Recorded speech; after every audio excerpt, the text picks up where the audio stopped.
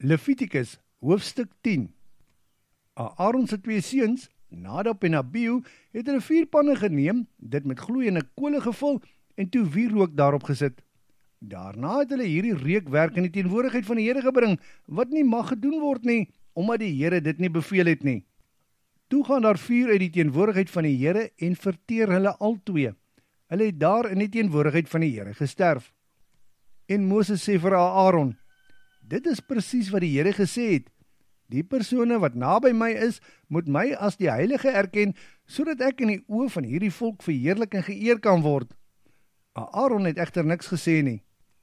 Toe roep Moses die oom van Aaron se 2 seuns, Misael en Elisafan nader. Kom hier en dra hierdie 2 broers van julle tot buite die kamp, weg van die tabernakel af. Hulle het toe nader gekom en die 2 seuns van Aaron, wat nog in hulle priesterrokke was, geneem en tot buite die kamp gedra, presies soos Moses hulle beveel het. Toe het Moses vir Aaron en sy ander 2 seuns, Eleazar en Itamar, beveel, julle mag nie julle hare laat loshang of julle klere skeur nie, anders sterf julle. Die Here sal dan in sy toorn teen die hele gemeenskap losbreek.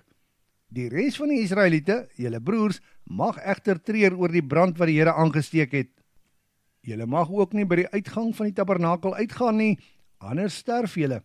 Die salfolie van die Here is op julle.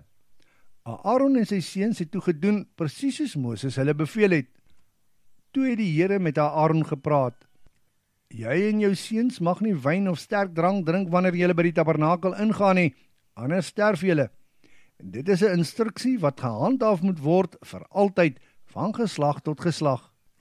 Julle moet kan onderskei tussen wat heilig, onheilig, rein en onrein is.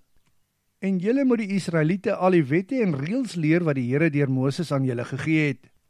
Toe beveel Moses vir Aaron en sy 2 seuns, Eleazar en Itamar, julle moet die ongesuurde spysoffer wat oorgebly het van die 4 offers aan die Here hier langs die altaar eet, omdat dit hoogheilig is. Die rede waarom julle dit op 'n heilige plek moet eet, is omdat dit jou en jou seuns toekom uit die 4 offers van die Here, want dit is wat my beveel is. Die borststuk en die hefbout wat beweegoffers is, moet jy en jou seuns en dogters op 'n rein plek eet. Dit behoort aan julle uit die dankoffers wat die Israeliete bring. Die hefbout, die borststuk, asook die stukke vet wat deel is van die 4 offers, moet as 'n beweegoffer in die teenwoordigheid van die Here beweeg word. Dit behoort vir altyd aan jou en jou seuns, van geslag tot geslag, want die Here het dit beveel. En Moses het oral gesoek na die sondeofferbok, maar dit is met vuur verbrand. Toe het hy baie kwaad geword vir Aaron se oorblywende seuns, Eleazar en Itamar, en gesê, vir wat het julle nie die sondeoffer op 'n heilige plek geëet nie? Dit is tog hoogheilig. Die Here het dit aan julle gegee om die skuld van die vergadering weg te neem en ook om versoening vir die vergadering te doen in die teenwoordigheid van die Here. Omdat die bloed van die sondeoffer nie in die heiligdom ingebring is nie, moes julle, soos ek beveel het, dit beslis hier in die heiligdom geëet het. Maar Aaron het vir Moses gesê, vandag het hulle hul sondeoffer en brandoffer in die teenwoordigheid van die Here gebring, en kyk wat het met my gebeur.